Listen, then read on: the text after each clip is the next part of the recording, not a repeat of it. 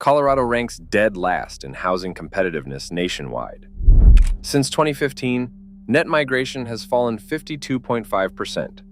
Not the collapse of a failing state, but the slow exodus of a boom state that never built enough for the people powering it. The root of this housing crisis lies in how expensive it is to build. The Common Sense Institute ranks the state 50th out of 51 jurisdictions for housing competitiveness, driven by a metropolitan Denver supply deficit of up to 135,000 units. While the median single-family home price sits at $558,600, the fourth highest in the country, local wages lag far behind, placing Colorado 41st in overall affordability. Before a single wall is raised, developers face an average of $68,000 in local municipal fees per home. Connecting to municipal water lines adds another massive hurdle, with tap fees climbing to $45,760 in suburbs, like Castle Rock, and often exceeding $65,000 per unit in high-cost developments. These extreme upfront costs make entry-level, lower-cost housing economically unworkable for private builders. Ultimately, these development expenses are passed directly down to residents in rents and home prices, meaning the work hours required to afford a monthly mortgage payment have nearly doubled, climbing from 50 to 97 hours. In Jefferson County, a public school teacher commutes 30 miles daily because local home prices exceed her salary. Further west, in high-priced ski towns, 62-year-old nurse Christine Litchfield resorted to sleeping in her van between shifts. With rents exceeding $2,500, overnight vehicle camping became her only realistic option. These are not isolated cases. Over 40% of Colorado teachers spend more than a third of their income on housing. For those keeping classrooms open and hospitals staffed, the expense of living where they work triggers constant household instability. When these budgets fracture, families cross a thin line into outright homelessness. Service providers report that a single car repair or rent hike now triggers complete displacement. In January 2025, the federally mandated point-in-time count recorded 18,715 people experiencing homelessness statewide, a 30% increase driven by escalating costs. More alarming, family homelessness surged 134% in a single year. While this one-night snapshot undercounts the true annual crisis, shelter directors warn that demand is outstripping space. Minorities face the heaviest burden, with Black and Indigenous households disproportionately represented in the state's growing emergency shelter queues.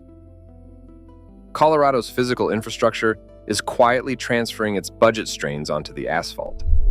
The American Society of Civil Engineers grades the state's system a C-, with 25% of roadways in poor condition.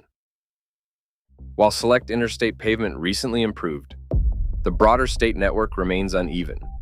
Today, 71% of highways have less than 10 years of remaining service life. While not a prediction of imminent collapse, this decay extracts $7 to $11 billion annually in vehicle repairs, freight delays, and safety risks. For residents and businesses, it is a massive, hidden tax on daily travel.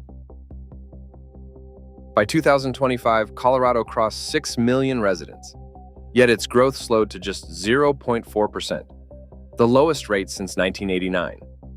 While the total population did not shrink by half, the state's net migration gain, the balance of arrivals minus departures, collapsed by 52.5% from its 2015 peak, with Denver's net migration dropping 70%. For the first time since 2004, domestic migration turned negative. This structural reversal triggers a closed loop. High housing costs push workers out, reducing the tax base and starving public revenues. As tax revenues dry up, roads and schools decay, eroding daily quality of life and forcing even more departures. What happened when a neighboring Mountain West growth state expanded capacity while demand was strong? During its own historic boom, Utah chose a different path. While Colorado allowed demand to outrun housing capacity, Utah used statewide strategic planning to coordinate growth. Through land assembly programs that consolidated sites and laws like House Bill 492, which established a fund of $100 million to tie roads and water to new neighborhoods, the state aggressively permitted new homes. Density strategies and zoning reforms under Senate Bill 1116 bypassed local hurdles to speed up construction. Colorado builders note that municipal fees of $68,000 stall local projects for months, whereas Utah planners credit infrastructure first financing for keeping supply moving. This aggressive building preserved a relative affordability advantage, proving Colorado's crisis was not inevitable. Other rising markets face the same expansion test. Austin still draws domestic movers as housing construction normalizes, while Boise attracts those chasing affordability. Nashville uses its lack of state income tax and diverse economy to expand, and Raleigh pulls workers with moderate living costs. While none have hit Colorado's tipping point yet, they face the same question. Can a growing city build housing and roads as fast as demand arrives? For Colorado's workers, the economic choice remains unresolved. The state is not collapsing. It is simply becoming ordinary, as its postcard image collides with the paycheck required to live there. As other boom states face the same crossroads, Colorado's warning is clear. When paradise prices out the very people who build it, the postcard eventually loses its shine.